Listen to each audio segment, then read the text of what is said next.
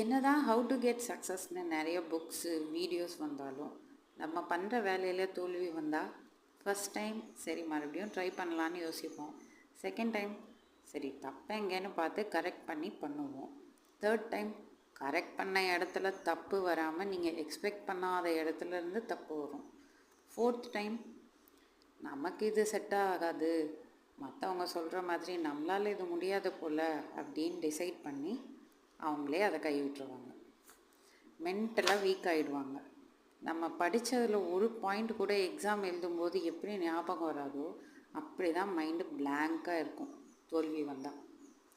அதையும் தாண்டி அவங்க அந்த வேலையை பண்ணுறாங்கன்னா அவங்க மென்டலி ஸ்ட்ராங்காக இருப்பாங்க. மென்டல் ஸ்ட்ரென்த் ரொம்ப முக்கியம். நம்ம படித்ததோ இல்லை வீடியோவில் பார்த்ததோ ஞாபகம் வச்சு யாரும் ஃபாலோ பண்ண மாட்டோம்.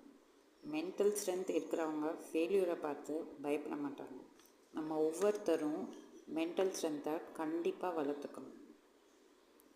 அப்போ தான் நம்மளால் ஃபெயில்யூரை பார்த்து தைரியமாக ஃபேஸ் பண்ணுறதுக்கு ஒரு ஸ்ட்ரென்த்து கிடைக்கும். Be positive and be happy. எல்லோரும் அவங்கவுங்க மென்டல் ஸ்ட்ரென்த்தை வளர்த்துக்கணும்.